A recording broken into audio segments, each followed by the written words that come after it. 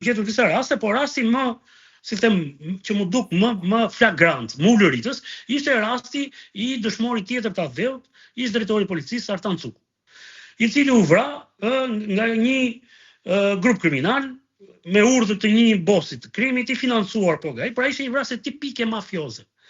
Dhe ky personazh u arrestua në Greqi. Bledar Jambelli. U arrestua në Greqi dhe çështja shkoi deri në gjykatën e lartë për ekstradim, për ta sjellë në Shqipëri, sepse ne ndërkohë gjetëm autorin i cili tregoi pastaj se si kishte ndodhur ngjarja e gjitha. Dhe si e liroi gjykata e lartë, pra gjykata e lartë, gjykata supreme greke e liroi. Dhe në vendimin e kësaj gjykate, vendim të cilit unë para disa vitesh e kam çuar personalisht kreut të SPAK-ut zoti Dumani, e kam dorëzuar atij personalisht, dhe i them, është ulëritse që të sabotohet në këtë mënyrë një çështje e drejtësisë shqiptare dhe greke bashk, dhe duke përdorur dokumentat e rreme. Pse? Sepse Beleri aty kishte dalë si dëshmitar dhe midis të tjerave kishte çuar një raport dhe thuaj që ky person dhe familja e tij kanë ndihmuar, janë pjesëtar të komunitetit minoritar grek, por gjatë vitit 97 kanë ndihmuar për të mos lejuar djegjen e kishave ortodokse në zonën e Mizekjes, gjë që s'ka ndodhur kur nuk ka ndodhur në Shqipëri kjo gjë.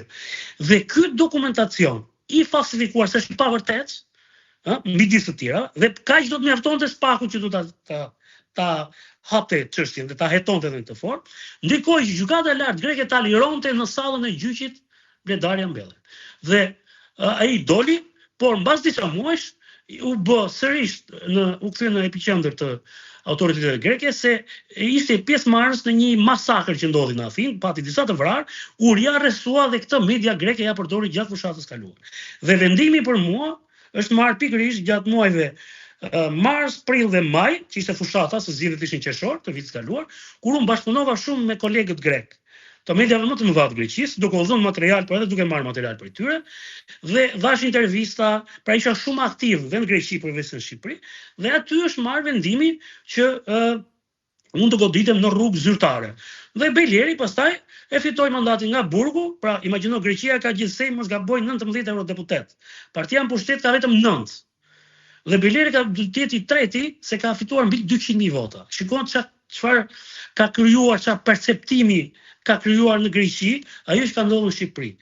Pra, atyre është krijuar perceptimi, se shikuar reagimet e ditës fundit mediat greke, sikur në Shqipëri, si them, këtu shteti jonë shkel dhe dhunon të drejtat e minoritetit grek, gjë që është e pavërtet.